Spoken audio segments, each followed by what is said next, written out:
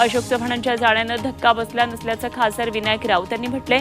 केंद्रानं ज्याप्रमाणे नेत्यांच्या मागे शुक्लकाष्ठ लावलंय त्यामुळे तुरुंगापासून वाचण्यासाठी अशोक चव्हाण भाजपत गेल्याचं राऊत म्हणाले. इतर पक्षातील लोकांना घेऊन भाजपला सावरावं लागतंय, हे मोदींचं दुर्दैव असल्याची टीकाही त्यांनी केली. नांदेडचे माजी खासदार भास्करराव पाटील खदगावकर यांनी अशोक चव्हाणांसोबत जाणार असल्याचं जाहीर केलं.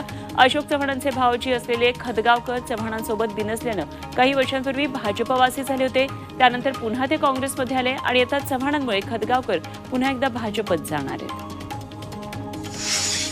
अशोक चव्हाणांच्या भाजप प्रवेशाबाबत हिंगोलीचे खासदार हेमंत पाटील यांना विचारलं असता अशोक चव्हाणांनी आता कटुता संपवली पाहिजे असं आवाहन हेमंत पाटील यांनी केलं. काही कारणांना विरोध करत असताना शिवसेना आणि काँग्रेसमध्ये काही मुद्द्यांवरून कटुता निर्माण झाल्याचंही त्यांनी सांगितलं.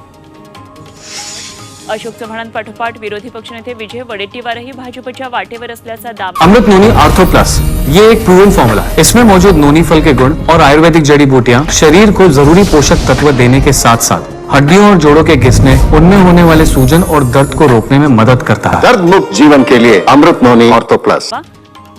आमदार रवी राणा यांनी केला आणि त्याचा वडेट्टीवार यांनी समाचार घेतला. राणा हे अफवा पसरवत असल्याचा आरोप वडेट्टीवारांनी केला.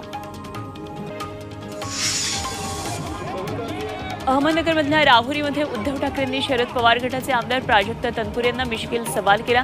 या ठिकाणी सभेसाठी आलेल्या उद्धव यांचं स्वागत तनपुरे यांनी केलं.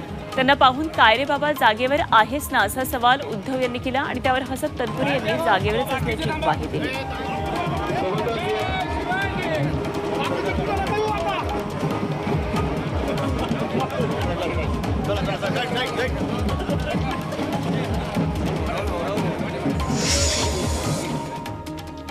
आमच्याकडे रोजच नाट्य संमेलन होतं आणि त्यामुळे कोण आमच्या बाजूला येऊन बसलेत काही सांगता येत नसल्याची प्रतिक्रिया अशोक चव्हाणांच्या भाजप प्रवेशानंतर उदय सामंत यांनी दिली. आम्ही 16 महिन्यांपूर्वी झेंडा हातात घेतला होता, आता आणखी एका नेत्यानं झेंडा हाती घेतल्याची मिश्किल टिप्पणी लातूरमध्ये सामंत यांनी केली.